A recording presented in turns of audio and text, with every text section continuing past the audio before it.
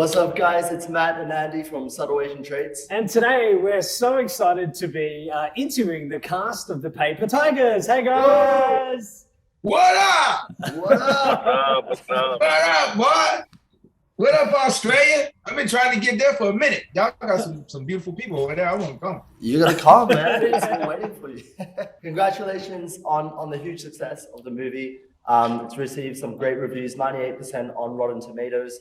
How does it feel to finally see it out for audiences to watch? It feels great. Oh my goodness, especially now that we're finally be able to release in Australia and New Zealand. We've been able to talk it up on the US state side. We're finally got to show the film down under. Unfortunately, we're not going to be able to be out there with you, but it's a good way to kind of spread the word and get people talking about it, because it seems like a lot of people were expecting it, especially I think there was some that posted on Subtle Asian Traits, and then obviously that post blew up, and some people were in Australia and some people were in the States, so it was kind of a half but we're glad to kind of like complete that and be able to have it available down under.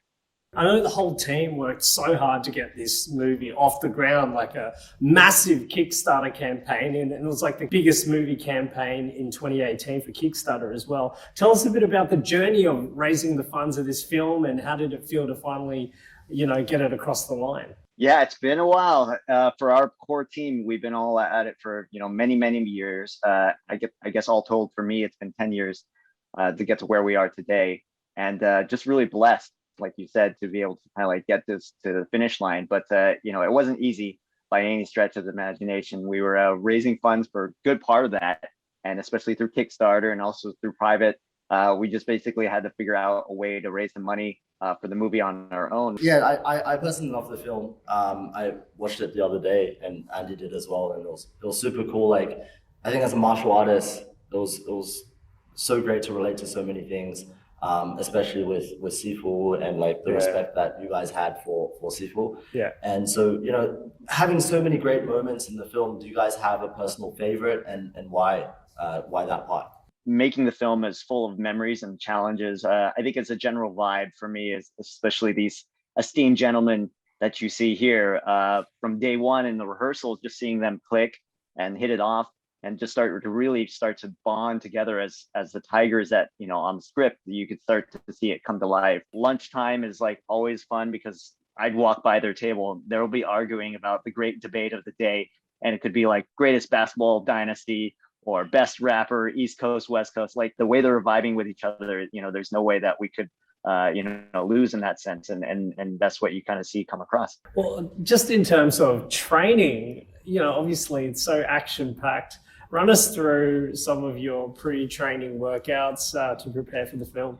Yeah, I did throw one kick unless it was like choreo rehearsal, because I wanted to be that fucking heavy, fat, and rusty. For the training of this, I think it makes sense that these guys are not as sharp. I mean, they're older. I think one of the things I was talking to my agents about before I took this on was like, how is this? If it's a martial arts film, I've got a very small background in martial arts, but I don't practice anymore. What am I going to do? But that's what makes this story so interesting, because we are 25 years, 30 years from their prime at this point. And so we had, I think, 3 days of extensive training before we shot. And then every time we had a day off, which was not many days off, but like on the weekends, we put in the extra credit to make sure that, we're kind of dialed in as we ramp up to the fight sequence. And in between shots. Yeah, and in between shots. Because the fight team was there the whole time.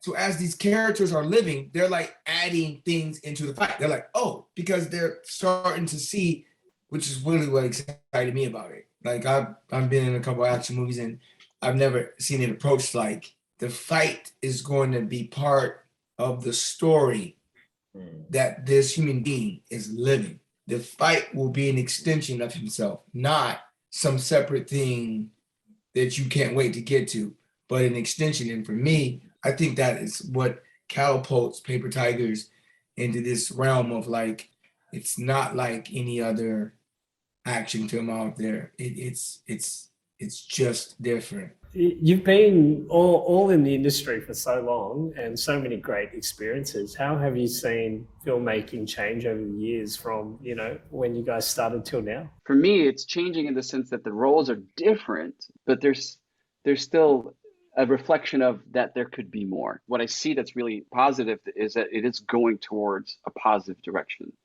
that there is inclusivity, diversity, and that there are people who are paying much more attention to the authenticity of that voice. If there is representation, at the very least, make it as authentic as possible. But also, and this, I'm sure Bao's going to talk about this in a few minutes, is that authenticity doesn't mean we have to stick to even a more specific stereotype, like taking your shoes off as Asian people. Like, I mean, there should be an authenticity there where, hey, there is an Asian guy that doesn't take his shoes off when he goes in the house.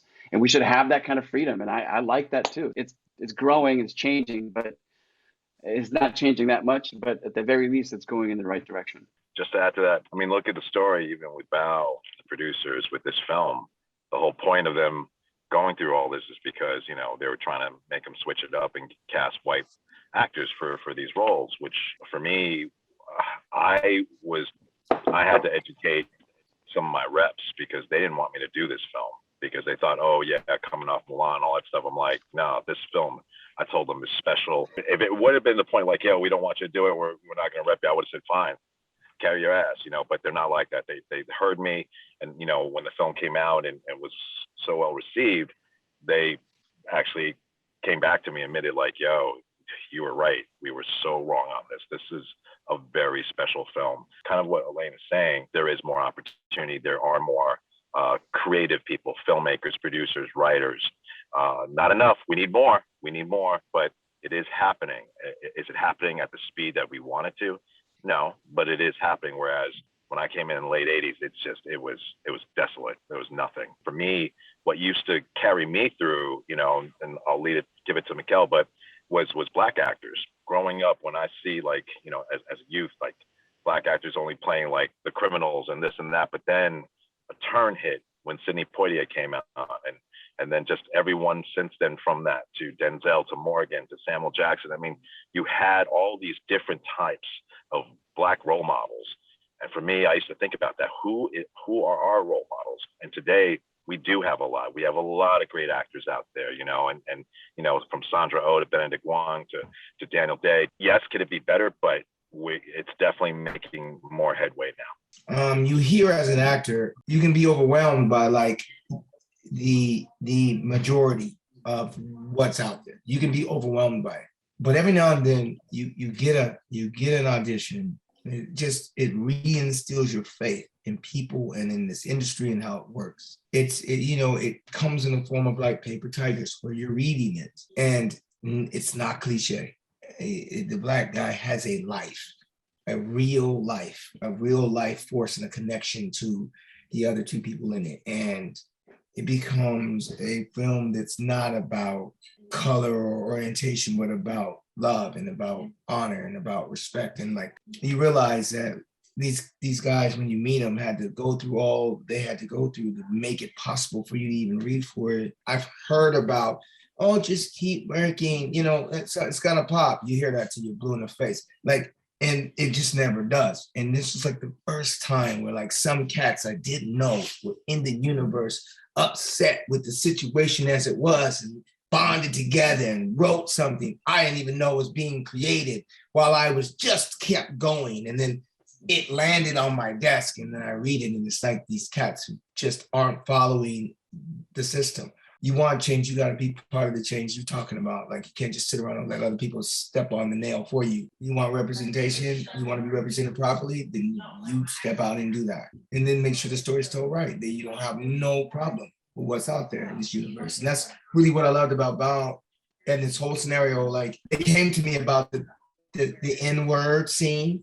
They came to me and was like, we talked about it. And my mans didn't even really want to even say it. I'm like, you got to say it. You just got to say it like you mean it, because don't worry, I'm going to handle the right reaction to it. You just got to give it to me like you would give it to me.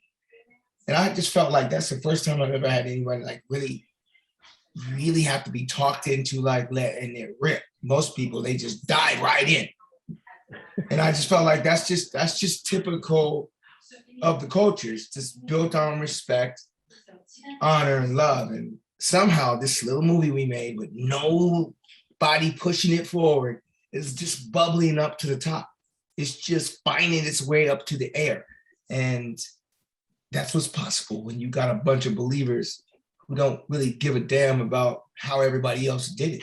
You know, they say take the road less traveled. And then there's that other thing where you just build the road and you make your own path. Then people will have a new bridge. You know what I mean? And I just want everybody to know that these little roads are popping up. Just like when you walk out in the wilderness and all of a sudden there's like a path. Somebody then barrel through for you. Like it will find you. Just keep hunting. What's next for you guys? Yes. Ron, take it away, Ron. I'm just excited about Ron to talk about what's next. I'm trying to hear him talk. Paper Tigers too. Yeah, I just finished shooting a film in Budapest for Universal and Netflix. It's called Blade of the 47. It's a kind of a new, fresh take on, you know, the lore of the 47 Ronin. We shot some really great stuff, fun stuff. Had a lot of great peeps, had a lot of great representation. We had Dustin Nguyen, we had Mark Dacascos, Mike Moe, and then, you know, our Una Bugeisha, which is the female samurai. People are gonna remember these girls, so they kick ass.